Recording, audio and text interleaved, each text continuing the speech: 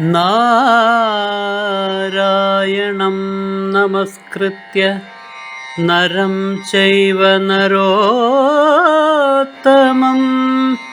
ദേവീം സരസ്വതീം വ്യാസം തതോ ജയമുദീരയേ. അർത്ഥശാസ്ത്രമിദം പുണ്യം ധർമ്മശാസ്ത്രമിദം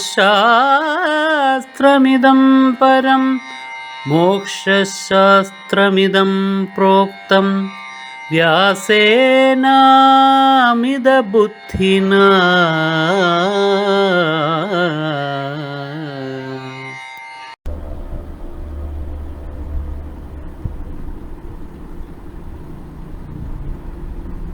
നമസ്കാരം പ്രിയമുള്ളവരെ,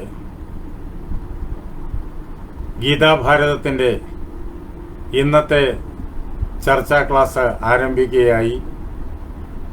ആദ്യമേ തന്നെ എൻ്റെ സർവസങ്കല്പങ്ങളും ഭാരതീയ ആചാര്യ പരമ്പരയുടെ പാദപങ്കജങ്ങളിലും വാഗ്ദേവതയും ശക്തിസ്വരൂപിണിയുമായ അമ്മയുടെ പാദപത്മങ്ങളിലും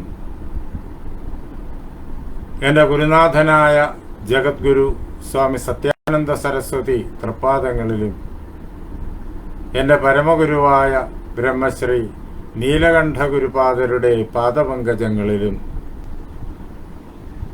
ഇത് കേട്ടുകൊണ്ടിരിക്കുന്ന നിങ്ങളുടെ ഓരോരുത്തരുടെയും മഹാഗുരുവിൻ്റെ പാദപത്മങ്ങളിലും ഭഗവാൻ വേദവ്യാസൻ്റെ പാദപങ്കജങ്ങളിലും ആ ധന്യമായ സങ്കല്പം കൊണ്ട് പവിത്രമായിരിക്കുന്ന നിങ്ങളുടെ ഹൃദയങ്ങളിലും പൂജാപുഷ്പങ്ങളെന്നോണം സമർപ്പിച്ചുകൊള്ളട്ടെ. ഭഗവാൻ വേദവ്യാസന്റെ മഹാഭാരതവും അതിൽ ഉൾക്കൊണ്ടിരിക്കുന്നതായ ശ്രീമദ് ഭഗവത്ഗീതയുമാണ് നമ്മുടെ പഠനത്തിന് വിധേയമായിട്ടുള്ളത്. വേദാന്ത സാരസർവസ്വമായിരിക്കുന്ന ശ്രീമദ് ഭഗവത്ഗീത വ്യാസഭഗവാൻ തൻ്റെ ഹൃദയത്തിൽ ആദ്യം നിർമ്മിച്ചു. അതിനുശേഷം ഗീതയിലെ ഓരോ ശ്ലോകത്തിനും ഓരോ തത്വത്തിനും കഥാപാത്രത്തിൻ്റെയും കഥാസന്ദർഭങ്ങളുടെയും രൂപം നൽകി. അങ്ങനെ ഗീതയുടെ കഥാരൂപ വ്യാഖ്യാനം അദ്ദേഹം നിർമ്മിച്ചു. അതാണ് ഈ ലോകത്തെ അത്ഭുതപ്പെടുത്തുന്ന മഹാകാവ്യമായി, ഇതിഹാസമായി മഹാഭാരതം എന്നുള്ള പേരിൽ വിഖ്യാതമായത്.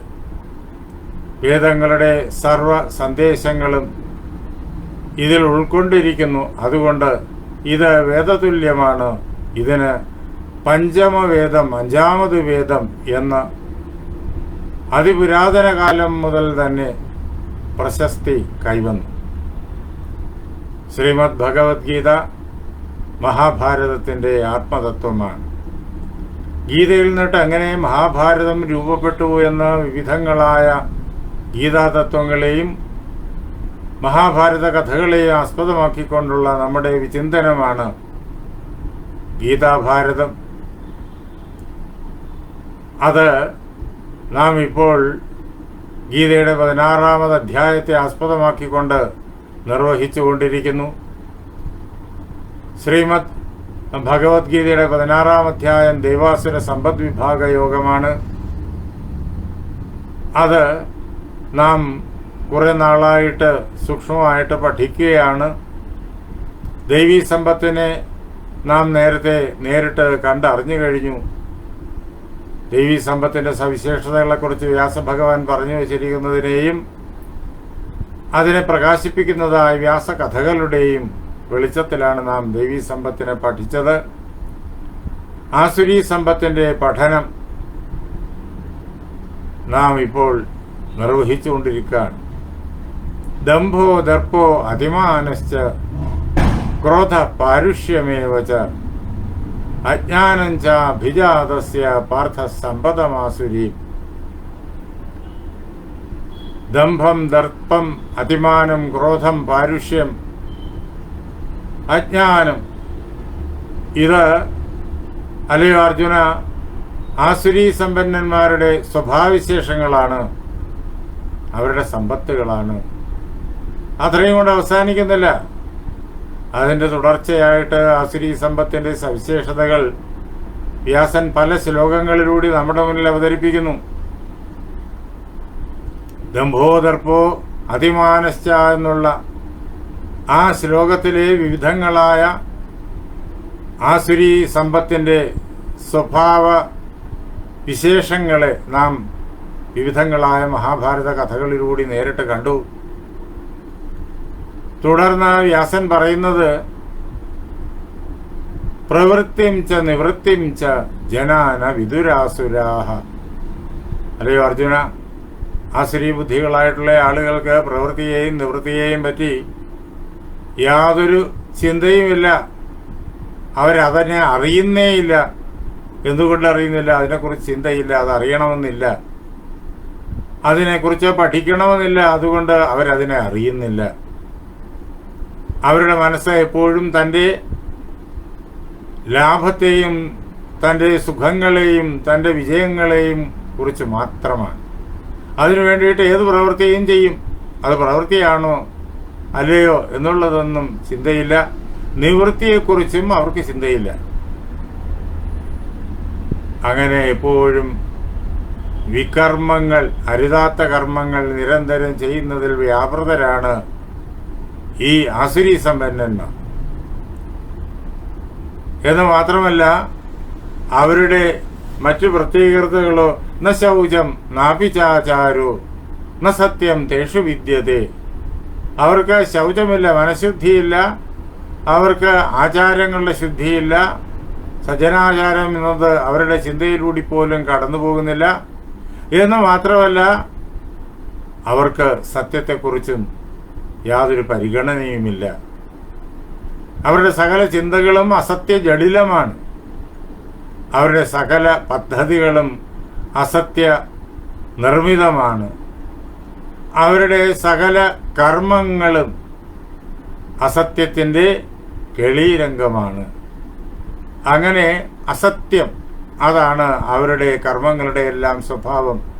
അതാണ് അവർക്ക് പ്രവൃത്തിയെയും നിവൃത്തിയെയും കുറിച്ചുള്ള യാതൊരു സങ്കല്പങ്ങളുമില്ല. അല്ലയോ അർജുന, അവർക്ക് സത്യമില്ല. സത്യമെന്നുള്ള വാക്ക് അങ്ങ് പരമാത്മ തലം മുതൽ ഈ ലൗകികമായിട്ടുള്ള സത്യങ്ങൾ വരെ വ്യാപിച്ചു നിൽക്കുന്നു. എന്നാൽ പരമാത്മതലത്തിൽ സത്യമെന്നുള്ള പദത്തിനുള്ള അർത്ഥം മൂന്ന് കാലത്തിലും മാറ്റമില്ലാതെ നിലനിൽക്കുന്നത് എന്തോ അതാണ് സത്യം. കാലത്രയേപി തിഷ്ഠതീതി സത്ത്. മൂന്ന് കാലത്തിലും, ഭൂതകാലം, വർത്തമാനകാലം, ഭാവികാലം, ഇങ്ങനെ മൂന്ന് കാലത്തിലും മാറ്റമില്ലാതെ നിലനിൽക്കുന്നത് അതാണ് സത്ത്. അതാണ് സത്യം. അത് പരമാത്മാവാണ്.